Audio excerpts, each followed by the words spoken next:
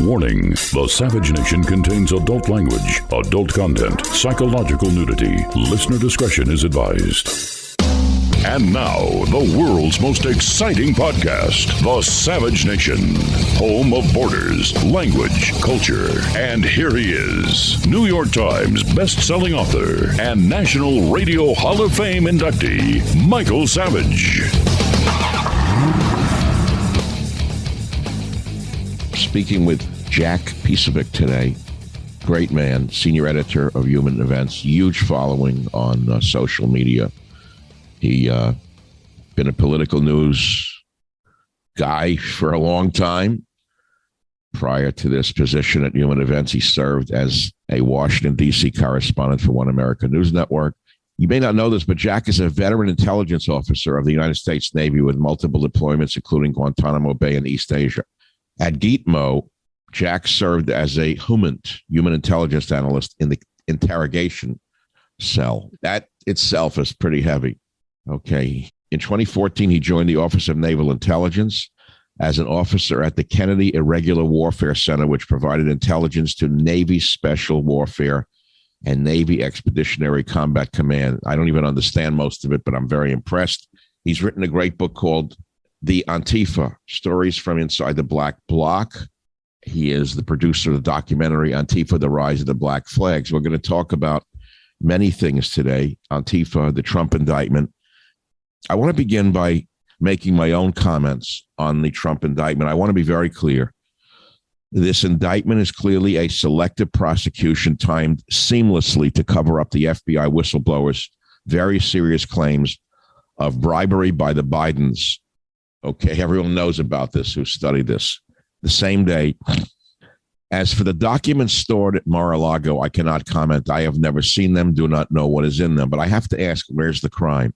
Every other recent U.S. president appears to have taken boxes of documents with them after their term of office. Where is the intent to use or sell these documents as implied by the left-wing propagandists in the media? The answer is there is none. Now, my concern about this never-ending persecution of Donald Trump is that the people will suddenly be forced to forget or ignore all of the many serious and real problems caused directly by the ineptitude and complicity of the extreme far-left radical Biden administration. The great threat of World War III, owing to the limitless support for Ukraine. Just the other day, we read they supplied Ukraine with depleted uranium rounds. I've never seen anything like this. Not one word from the left. Not one word from the environmentalists. Depleted uranium rounds to Zelensky's crews. It's frightening. The war drums against Russia. Here, the massive influx of millions of illegal aliens over our southern border. The crime wave in our cities. The utter degeneracy exhibited by the Biden team. Witness him calling trans radicals heroes the other day. The inflation, out of control government spending. The weakening of our military. They can't even recruit people anymore because of the attacks on white males. The attacks on our police. The meltdown of our education system under the degenerates running this country. Now, my one distinct criticism of the Trump team are the utterly vicious attacks on Ron DeSantis. I have to say that. I personally find them repugnant. These hateful slurs are worse than anything the far-left Democrat machine has devised and will be used against DeSantis long after Trump is gone from politics. Remember this, please. Ron DeSantis is a much younger man than Donald Trump, and he should represent the future of the Republican Party. These petty, fraudulent, juvenile attacks against him by the Trump campaign team may permanently destroy a great governor and a very decent man who not only honorably serves the people of Florida, but also honorably served in the U.S. Navy. I think they should stop it. And now on to our interview with Jack Posobiec with his book, Antifa, Inside the Black Bloc. Jack, welcome to the Savage Nation. Very, very happy to see you. These are crazy times we're living in. Indeed. That's the old Irish curse, right? Well, so I think it's a curse that goes beyond the Irish now. Right, exactly. Jack, we're going to talk about your book, The Antifa, because it's important. But I think we also need to talk about the Trump indictment, if you'd like to do that for a few minutes. Well, I think you're right. And so, we ended up having my live show, which airs. So we're in the 2 p.m. Eastern block. And so the show we had yesterday ended up airing, as he just arrived to the courthouse while everything's going on, people on the ground, just completely wild. Though interestingly enough, not a very strong showing from Antifa, even though there had been they had threatened to riot and attack white supremacists, and they didn't show up, huh? Well, it turned out that all the Trump supporters that showed up were Cuban. So I guess they were afraid. Problem. I guess they were a little afraid of the Cubans. Well, Jorge Masvidal, the UFC fighter, was out there leading them, so they probably would have had a little bit of an issue with the boys out of Little Havana. Oh boy. Well, as far as the indictment goes, I'm very clear. In fact, I recorded a statement on the indictment. I don't want to bore you with my position, but it's quite clear. It's selective prosecution, timed seamlessly to cover up the FBI whistleblowers' very serious claims of bribery by the Bidens. That's the timing. Everyone can see that who's studying this. As far as the documents go, Jack, at Mar-a-Lago, I really don't know. I've never seen them, do not know what's in them, but I have to ask, where's the crime, Jack? Every other recent U.S. president appears to have taken boxes of documents with them after their term of office. Now, where is the intent to use or sell these documents as implied by the left-wing propagandists in the media? I don't see that. There's no evidence that he was going to do anything with them, right? Even from their own admission, he left them in a storage room. He left them in like a spare bathroom, stacked up. So it's obviously a show trial out of the Soviet Union. And this has gone on from the beginning of his arriving on the scenes. My attorney, Dan Horowitz, says Trump will raise the selective prosecution defense. And it's quite a clear defense, which he sent me. It's 2 pages, which I'm not going to read. But there is a selective prosecution defense.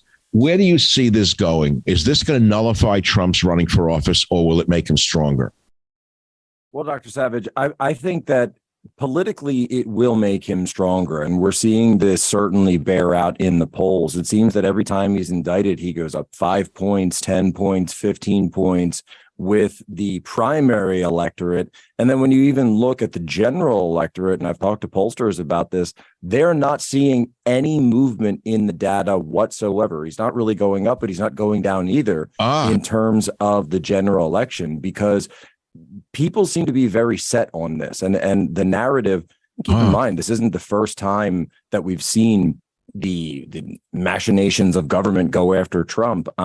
He's been impeached twice already. He's been endlessly investigated, and it seems that that most voters just look at this as the next phase in a series that's been going on since 2016, since before he was even elected, when Hillary Clinton and Jake Sullivan began this Russia collusion hoax, which was the very first one of these. But there is a different answer to your question that I think is very important, because there's another sinister element to this that I've been teasing out on my show on Human Events. I talked about this publicly the other day, where and folks who bear the name Norm Eisen, and he's a name that Tucker had spoken about, Darren Beattie has spoken about.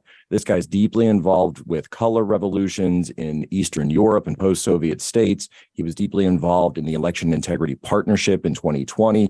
And this same individual is now calling, and if you go back and look at the end of 2022, when the January 6th committee was being held, he started issuing a series of legal analysis papers, he calls them op-eds, where he said Trump's role in January 6th could potentially, if he were convicted of a crime, either under the Insurrection Act or seditious conspiracy, the same crime that's been leveled at these Proud Boys, these Oath Keepers, if they seek to indict and convict Trump on that, then it could potentially trigger the disqualification clause of the 14th Amendment to the Constitution. And this is Norman Eisen, a guy named Norm Eisen came up with this novel theory? Norm Eisen. This is the novel theory. And where is this character from? Harvard? Exactly. He's from, he's all the rest. He's a Brookings Institute guy. Oh boy. He's out of LA. Brown and Harvard. Yep. Right there. Brown and Harvard. Well, how could we not figure that in advance? Off the top of your head. That's what they teach him at Harvard. That's what they teach them at Harvard. Jack, we have a relative years ago. She graduated Harvard Law, and they taught her in her final months in law school, look for your first cases within your own family. We were shocked.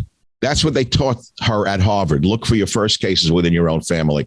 So they have like a bunch of distorted minds at Harvard, teaching them to pervert the law rather than follow the law. And I'm not surprised by what you just told me, Jack. It's crazy. Michael Savage, a host like no other. So it comes back to Trump again. You know, this is the problem for me. I have a problem with the whole thing, which is not only the selective prosecution of the indictment, but this never-ending persecution of Donald Trump is that the people will suddenly be forced to forget or ignore all of the many serious and real problems caused directly by the ineptitude and complicity of the extreme left radical Biden administration. Do I have to mention the threat of World War III owing to the limitless support for Ukraine? They just sent them depleted uranium rounds the other day. I've never believed in my wildest dreams that we would be sending depleted uranium rounds to Ukraine when the ground in Iraq, I understand from veterans, is still poisoned from the use of depleted uranium rounds back during the time they were used by us in our Abrams tanks. Well, we also have millions of illegal aliens. They didn't go away. The crime wave in our cities, that didn't go away. The degeneracy of the Biden administration calling trans radicals heroes the other day. The inflation didn't go away. Out of control government spending didn't go away. The weakening of our military, they can't even recruit men anymore. The attack on our police, the education meltdown. Suddenly, these problems have been absorbed, forgotten, pushed aside with the Trump indictment. That's what concerns me the most right now, Jack. Well, that's exactly right. I mean, you look at this escalation in Ukraine, not to mention this counteroffensive that's been largely a complete failure. They haven't even pushed up to the very first defensive line that the Russians have put out, because this is the same ground where the Russians kicked the German Nazis out a generation ago, not far away from where the Battle of Kursk was fought, the largest tank battle in U.S. history. They've sat back, they've dug in their lines, and for all of our the NATO planners, remember the NATO small unit tactic, that's going to be great. We're going to have the infantry fighting the invincible Bradleys and the Leopard 2s, they're going to take them out. And the Russians said, look, we're going to lay down minefields and we're going to have trenches and trench warfare, and all the technology in the world can't defeat basic physics, basic math, taking control of artillery. And you, by the way, this incredibly fatal combination of linking guided artillery with real-time drone targeting that they're now using. We may actually be have my Navy intelligence hat on here for a minute. I'm a prior Navy intelligence officer, but we may actually be looking at the end of tank warfare. And if that's true, then we're going back to the stages of World War I. Because oh my God, trench warfare with it, where it's all trenches. That's right. If you can't get across no man's land, you're stuck in the trench. And it's as simple. Well, you know a lot about this. I know your background is awesome, and I read your background. I pre-recorded it about your background in Navy intelligence. People may not know that about you. You're not just a talker guy out there from nowhere land. I mean, you served at Guantanamo Bay. You served as a human intelligence analyst. You joined the Office of Naval Intelligence as an officer at the Kennedy Irregular Warfare Center, and you provided intelligence to Navy Special Warfare and Navy Expeditionary Combat Command. So I agree with you. I don't see any great advances. In fact, I read the other day that all of our Bradley fighting vehicles that we gave to Zelensky's troops were blown up, destroyed. You don't have to be an intelligence officer to understand the Russians have satellites which can see weaponry on the battlefield and literally target them through the satellites to the artillery, correct? They're using satellites, but it even more so with these drones, because a satellite, of course, depending on how it's whether it's geostationary or whether it's a crossover, you may only get a couple passes of a certain area. You may not have that loiter ability that a low flying drone would have. Wow. But some of these drones, and even if you get taken out, you can put this up, put the little computer chip on there, and then you're providing real-time targeting data directly back to the artillery fires guys. So this isn't, the Big Bertha from World War I. These are guys who are getting computer-guided target. It's almost like a video game. You just put the joystick over, you target it, and you press the button. It's as simple as that. And then if they take out your drone, well, so what? It only cost a couple $1,000s. You put up another one. Jack, why is there no move for a diplomatic settlement? I've never seen anything like this escalation. I never thought I would live through this. This is insanity on the part of the Biden administration. When Kissinger came out 3 or 4 months ago and called for peace, they called him a senile old man. When Biden trips over his own ice cream cone, they say it's nothing. He's got a keen intelligence, and the ice cream cone tripped him. Is this going to end? I mean, before we go on to other topics like your book on Antifa, which to me is critically important to this discussion, because it seems to me that the Biden administration is almost acting like Antifa in the White House. It's as though they took off their black masks and suddenly running the government. Wouldn't surprise me if there were a few in there. Sort of. Well, we know that George Soros' son. It's their Clark Kent job. We know that George Soros' son is going in and out without a mask. He may as well be now taking over the reins. He's a little more political than my father. Isn't that incredible? He's telling us. How Wonderful. can you be more political than Stalin? I don't know how you can be more political than a Soviet. Whatever. We won't go into that. Okay, this is interesting with regard to the Trump indictment. Conservative firebrand Ken Buck, and he's a member of the pro-Trump House Freedom Caucus, calls Trump allegations very serious and says, I certainly won't support a convicted felon for the White House. That was shocking, wasn't it? Look, I responded to that and I said, you got a rhino alert here. And something that you can always notice with Trump, not even just his policies, but the reaction to Trump from many Republicans, it's been an incredible litmus test to reveal who is actually there for doing the will of the people, fighting for the same ideals that Trump has always talked about, fighting for our border, fighting for the working class, stopping the endless wars, going after China finally, and then righting our traditional values. But at the same time, it's been such a great revelation. He's the great revealer when it comes to Washington, D.C., because we can get these people who will turn around. Someone that as you say, he's associated with the Freedom Caucus, he votes well generally, and then suddenly you get a comment like that out where we can all see, and the Republican Party can see as well. And this is something that's very interesting to me, that are you not worried that your own voters are looking at you and saying, why are you going along with a political selective prosecution from the same administrative state, the same deep state, the same permanent state bureaucracy that you claim to be fighting against? And honestly, Dr. Savage, the fact of the matter is that almost every single GOP candidate was completely silent, or at least was not present there in Miami. Governor Ron DeSantis did not post a single tweet yesterday. I checked. I'm on Twitter way more than I should be. No, I love your tweets. I mean, you're a big fan. You're a famous guy on Twitter. How many followers do you have on Twitter? 2.1 million right now. You have 2.1 million followers on Twitter. That's awesome. Thank you, Dr. Savage. That's high praise. And look, the fact is that it's not hard to put out a tweet, but if you are actually going to take a stand against these political forces that have taken over our government, that have weaponized the intelligence agencies, that have weaponized the national security state, then that means you have to actually do it, because it's not even about Donald Trump. It's about the fact that these same forces could do this to any future president. Well, we know they'll only do it to the president that stands up to them. The Savage Nation. It's Savage on demand.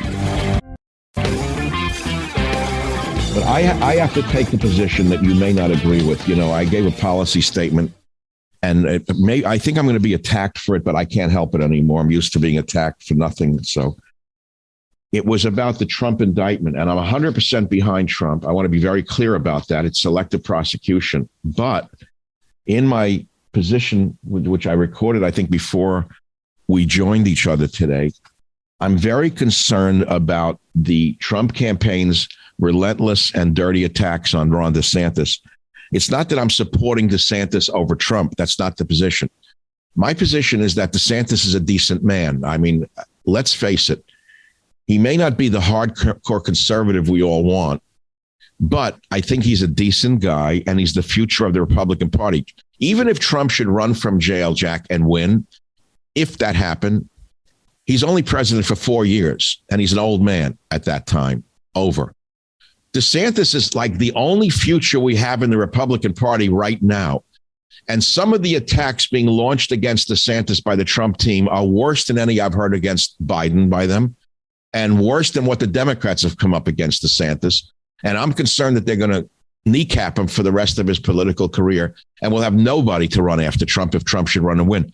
So I think the dirty politics has to end. You know, there's such a thing as saying, I was at Mar-a-Lago about 4 weeks ago, and I was with Donald Trump and other people, great people.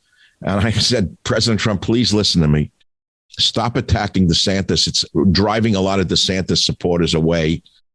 In Florida, particularly, they love him in Florida. He's been a great governor. Can't you just say it's not his time yet? He's a great guy, but it's not his time yet. I'm pleased to tell you, Jack, that a week later, I saw that as an ad campaign from the Trump campaign where they said, Ron DeSantis, it's not his time yet. I said, good. And then what happened? A week after that, suddenly the vicious attacks started again, as though some juveniles again started in with the name calling, the mudslinging. And I know a lot of people who voted for Trump who are very unhappy with these attacks on DeSantis because, as I say, they're going to be with him forever, some of these vicious attacks, rightly or wrongly. Now, I'm not asking you to join the fray here, but I don't like this kind of dirty politics aimed at our own people. Well, what I would say is I agree with you, actually, and by and large. And I've said publicly many times that I think Ron DeSantis is a fantastic governor. I think he's probably the best governor sitting in America right now. Also Good. A Navy guy, also a guy who served at Guantanamo Bay. We did not cross paths there, but I worked at the same office that he worked with. He was there a couple of years before me. But he was a lawyer. He was a lawyer, right? And are you a lawyer by training as well? No, I was there as intel. Okay, but so you did. Okay, yeah. In the Joint Task Force, I mean, it's not that big. So, I mean, we worked with the JAG office every day. I was in the humans cell there, so detainee interrogation operations. But of course, at times, when you're conducting those type of operations at Guantanamo, you've got a lawyer looking over your shoulder pretty much every step of the way, and cameras and everything else. So he was a lawyer in Guantanamo to make sure that the interrogations were within the law. Right, that they didn't go over the line, right? That's right. And so, long story short, though, is I think that DeSantis can be the future of the party, and I would love, and I've said this publicly many times, I would love to see some type of agreement between the two camps. Because to your point, you get 4 years with Trump. Then you could have 8 years of DeSantis. Put Trump in as the wrecking ball for 4 years, have him smash down this crooked edifice that we have in Washington, D.C. Because, of course, you need someone who isn't worried about reelection to be actually have to go in and do those things, because he's going to have to endure all of the attacks, which is why, of course, they're loading up the attacks right now, because they can see what's coming. They can see the writing on the wall. It's not exactly King Nebuchadnezzar in there. And with DeSantis, then you have him come in with 8 years to be able to build something new. And I think that's what he's shown, is that he does have the ability to build things, and he has the ability to implement these policies. But you need someone who's a fighter to go in first. So I'd love to see, instead of squabbling over 4 years, why not put together a plan for 12 years of a future conservative movement that we can all get behind? So you and I agree on that, which is the here it is. My distinct criticism of the Trump team are the utterly vicious attacks on Ron DeSantis. These hateful slurs are worse than anything the far left Democrat machine has devised and will be used against DeSantis long after Trump is gone from politics. DeSantis is a much younger man and should represent the future of the Republican Party. These petty, fraudulent, juvenile attacks by the Trump campaign may permanently destroy a great governor and a very decent man who not only honorably serves the people of Florida, but also honorably served in the U.S. Navy. And that's my statement. I support Trump 100%. It's selective prosecution, but I'm afraid to even say anything negative about anything that they're doing, because you know what happens? They call you a Judas. This is the problem with the MAGA movement, Jack. You probably know it better than I do. If you dare say one word of even a doubt, they call you a Judas. It's like you stepped out of line here. You have to like walk in lockstep. I can't do that. You know, I'm glad to hear your position. There were times even in the administration, some of the geopolitical stuff, the getting involved in Syria and the way we did with the Syria strikes, I was very vocal against that. I was also, I remember at the time, you know, you sent me I don't want to take up your time without talking about your book. You got to sell this book. It's a very important book. It's called The Antifa. And Syria comes up in the book quite a bit, actually. Well, the book is called, it's interesting, The Antifa, not Antifa, which is interesting. Yes. I'm very aware of what that one word could imply. When you say the Antifa, stories from inside the black bloc, you're an intelligence officer. Your inscription to me was very inspiring. Dr. Savage, you have been an inspiration for me always. Born as language culture, Jack. Love it, Jack. It means a lot to me. You know, it's interesting. First time caller. You know, I don't want to go into it. My entire writing career is all the years, all my literary papers, manuscripts, letters going back 30 years have been accepted by a major research library for their permanent collection.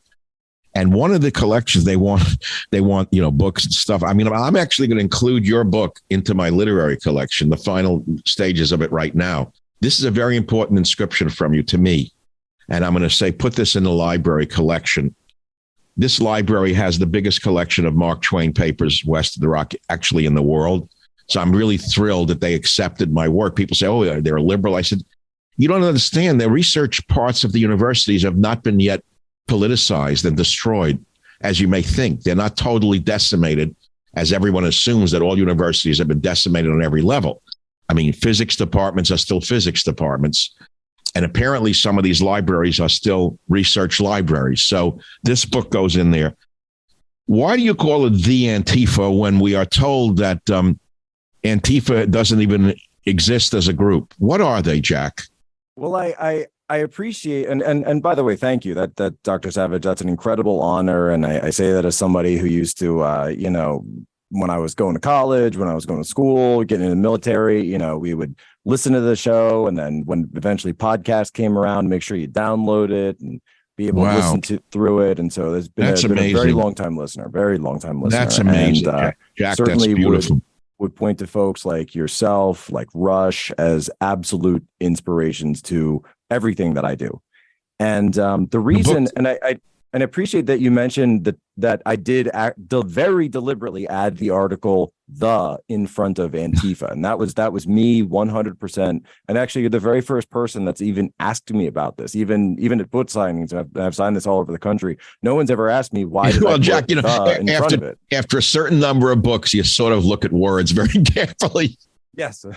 Yeah, precisely. No, I mean, titles are important, and I actually disagree with Shakespeare on that. You know, rose by any other name. I don't know. I think names are very important because names give power. And so when I named it the Antifa, to your point, it was a deliberate response to this question from mainstream media, from Joe Biden as well, Jerry Nadler, when he was asked about this, claiming that these people do not exist, that they are not organized, claiming that there is no hierarchy, claiming that there is no funding source, claiming that there is no history, when I can point to hundreds of thousands of pages of history, of documents, of government reports going back all the way to Weimar Germany, with the first rise of the original Antifa in the 1920s, 1930s by the Communist Party of Germany, which we talk about in the book. So I see the Antifa forward to today.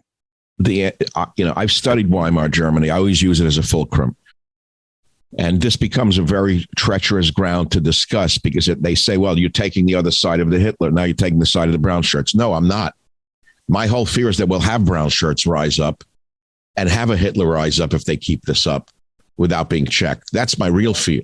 What we explained in the book, and it's very interesting because a lot of people will say that. That's the first thing they'll say. They'll say, wait, I thought Antifa was the communists were against the fascists, etc. But that's not true. That came far, far later on, after Molotov-Ribbentrop, after 1941. This is a decade prior. The communists and the fascists worked together to destabilize Weimar Germany. They worked together many times, and we delineate in the book the rise of Ernst Thälmann, the original founder of Antifa back in the 1920s, who was the German Communist Party leader, handpicked by Stalin.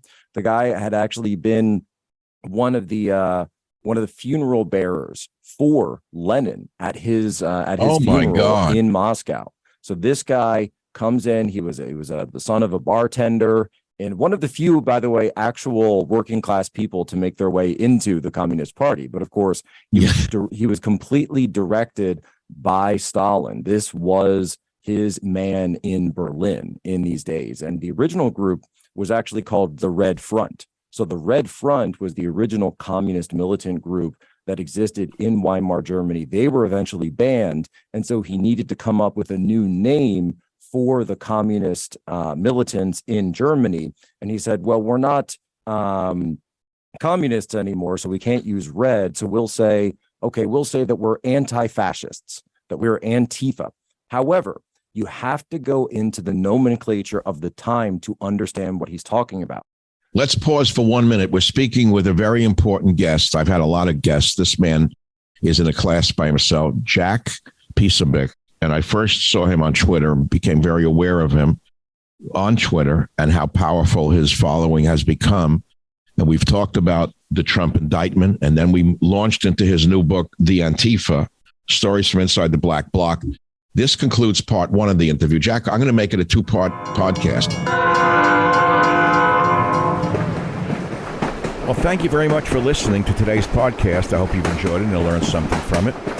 We have about 400 other episodes available for you to listen to absolutely free. You can go back into our vast library of podcasts and listen to any one of them at any time. And remember this, if you want to listen to my podcast ad-free, sign up for the Savage Premium membership and get access to ad-free podcasts as well as some premium content from our Savage archives. How do you sign up for those ad-free podcasts? Please visit michaelsavage.com for a link. Again, thank you for your listenership. This is Michael Savage.